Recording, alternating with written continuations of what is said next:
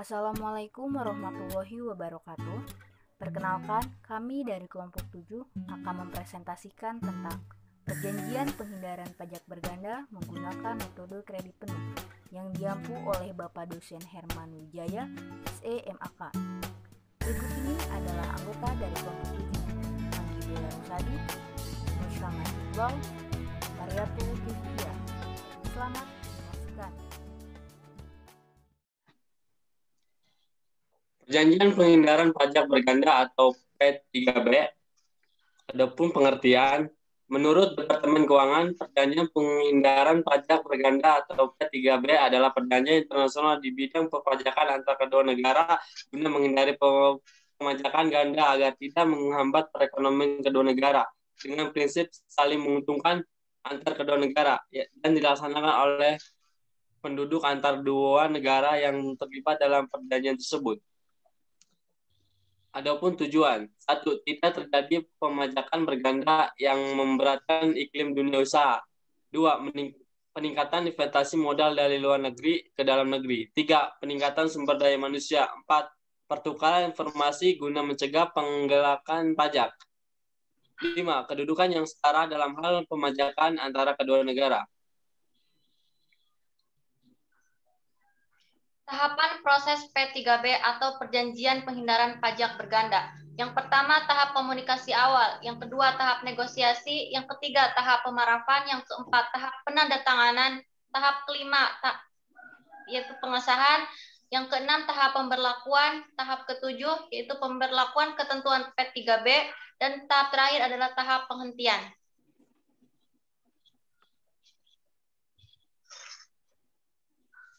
Metode penghindaran pajak berganda full tax credit method atau metode kredit penuh.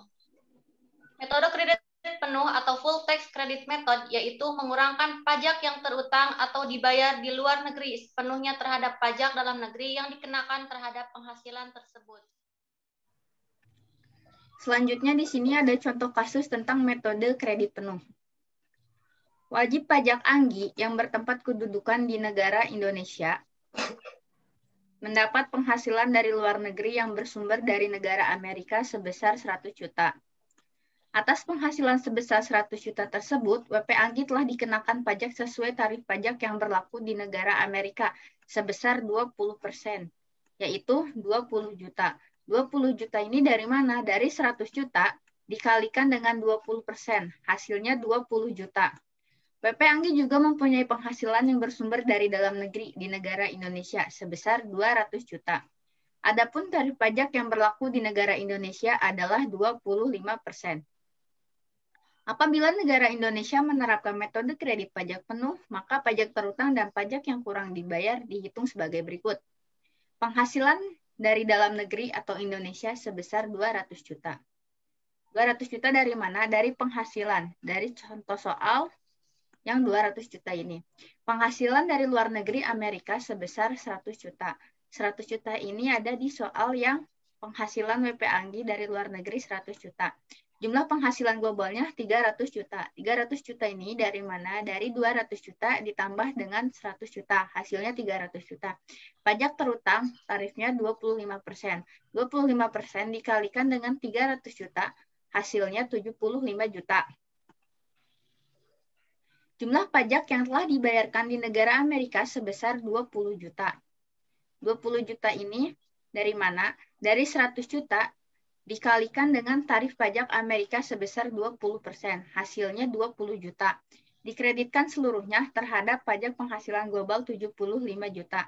Karena tarif pajak di negara Indonesia 25% lebih tinggi daripada negara Amerika 20%, maka atas penghasilan dari negara Amerika tersebut, WP Anggi masih harus membayar pajak lagi sebagai tambahan sebesar 25%,